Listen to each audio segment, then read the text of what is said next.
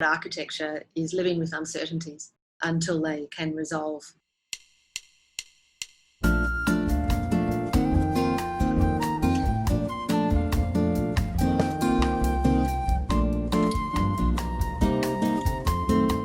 Hi, I'm Sue Dugdale. I am an architect living in Alice Springs, where I have a small design practice, and I've been running this practice for 20 years now.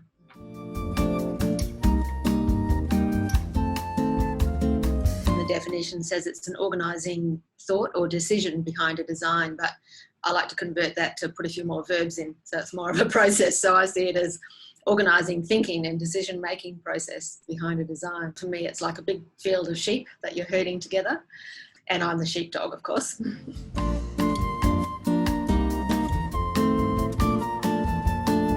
The wide fences around the field of sheep are the project parameters that tend to be fixed. So you might have a fixed budget, a fixed locale, a scale that you're working to. And it's easier when these stay fixed. Obviously, they'll change in some projects. The sheep in the field are like this herd of design issues and opportunities.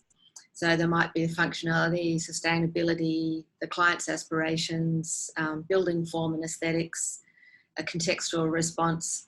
And I think this is what a lot of people think of as the PARTI. And in fact, I think of it as the sheep that the architect chooses to put in the field. If you think of the herding analogy, a dog doesn't get hold of one sheep and drive it to the gate. It's constantly circling around the whole herd. And if a sheep escapes, it kind of doesn't necessarily follow after it, but it knows it's there. And at the right time, it'll go back and kind of bring it back towards the herd. The sheep all somehow get synthesised into one thing.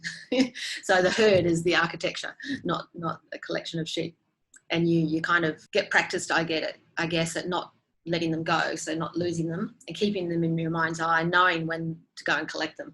So, I think the sheepdog would have a good idea of like, that sheep's a bit too far away, I better go and get that one back in and bring the herd together.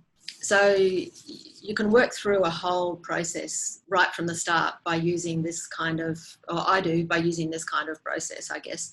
And I find that I have to trust the process and learn to hold on to the uncertainties until it's the right time to resolve them. And so I think a lot about architecture is living with uncertainties until they can resolve.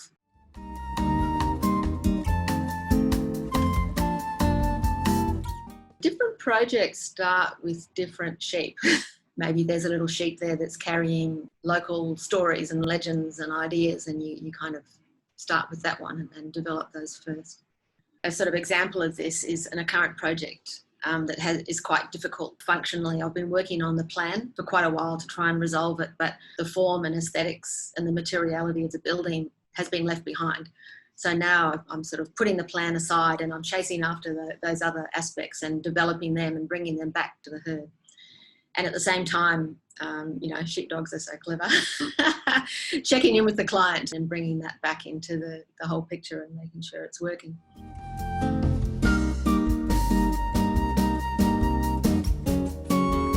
I like to kind of feel out the broad parameters of the project. Back to the sheep analogy, this is like setting up the fences, I guess.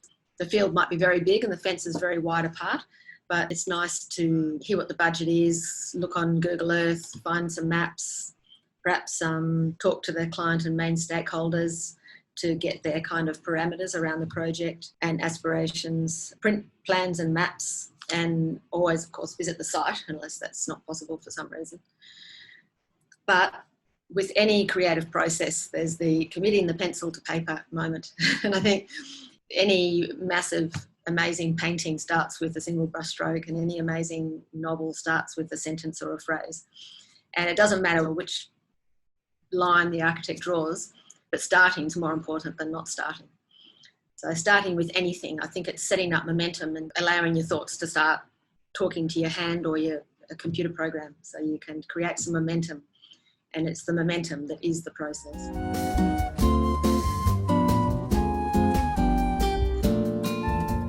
My overall inspiration is understanding how I can contribute to people's lives. At the end of a project, if I feel I've done that, I feel satisfied. And at the start of a project, I think that's a strong motivation, and getting architecture to serve that end. In terms of aesthetic inspiration, it's great browsing the internet. Other people's work is really great. It's even better to visit other people's projects and feel them and feel the space, the sort of light and colours and materials in the local landscape. I find really inspiring. There'll be some kind of relationship always for me with the local context. For example, an urban design project we did, which is a revitalisation of part of the Alice Springs CBD. And we commissioned a cultural framework from a local artist and a traditional owner. So we had some cultural ideas to work with. Those became these fantastic big wide fences around the field that we really enjoyed working with. A very specific example from that project is that the Dreamtime ancestors for this landscape are the Yipiruni caterpillar, but the caterpillar's life cycle includes a moth, not a butterfly. And so we designed shade structures for this public realm. Because they are an aerial object, we decided to do moths, not caterpillars, and use the shape of the Yipiruni moths. Another way that gets me inspired is carrying through particular themes and work, so from one project to the next.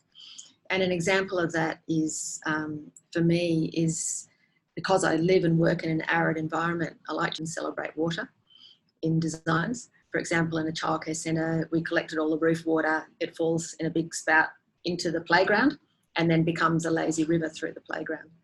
And so the kids get to experience when it rains, and everyone gets really happy when they see the big spout happening. Yeah, we've done that in different ways on a number of different projects.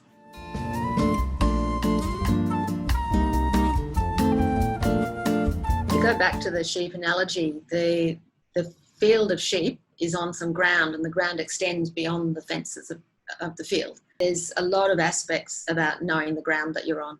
I see that as understanding your local climates, knowing the local building industry, knowing what building techniques are understood well by builders, what materials are easy to bring here and to use here, and what materials are problematic. They're a bunch of things that they're parameters, and like all parameters, they are, in one sense, they're problems, but they're all opportunities as well.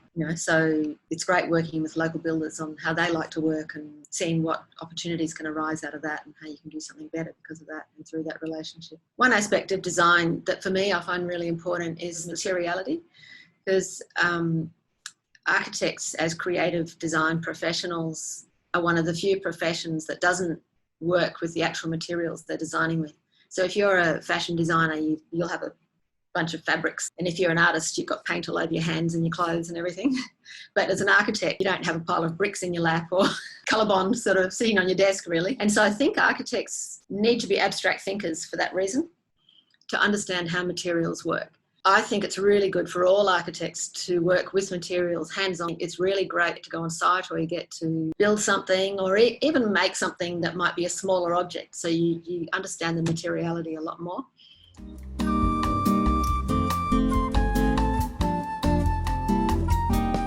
A lot of clients and builders even think that architects just draw their designs, that drafting is designing. Yeah, and that whole process of gathering and synthesising and dealing with uncertainties is kind of hard to explain. I have to trust the process and learn to hold on to the uncertainties until it's the right time. It's hard to know when you've reached a good resolution. So sometimes you can overwork things.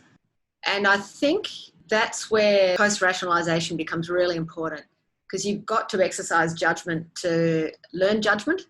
Internal critique is really important, and that influences my processes a lot. Design is a kind of constant iteration of balancing open creative thinking and a critical analysis of what you're doing. So moving from one to the other. And I think as you become more mature as a designer, you're almost doing them at the same time, but they're still two very distinct thought processes. The question I could ask myself in any one moment is, do I want to be right or do I want to be better? Both as a designer and the project itself. So is the design right now and I stop and hold it, or do I make it better? And it takes a lot of practice to get a good feel for this and exercise good judgment about that balance. I think that's probably where the post-rationalisation becomes particularly important. So you develop your own judgment.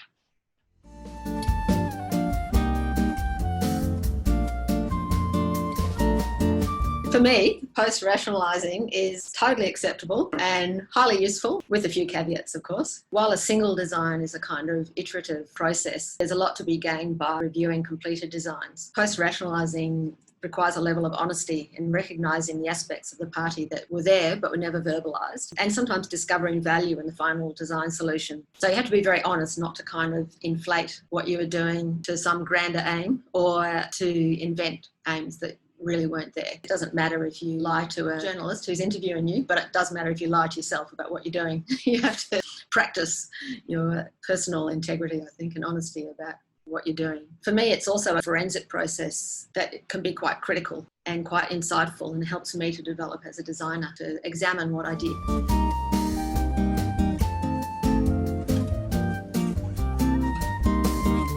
That design is a really strong subject in architecture schools, so you get to exercise that judgment time and time again.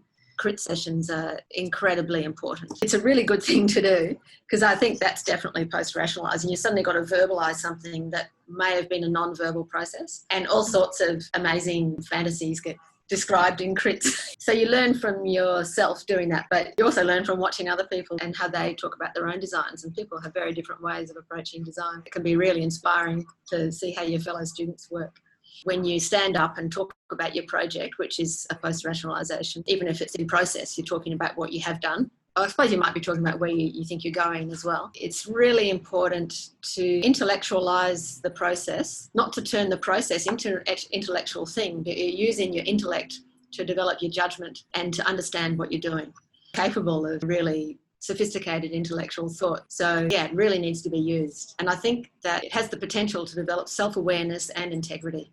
And I think they're both really important to become a good design professional.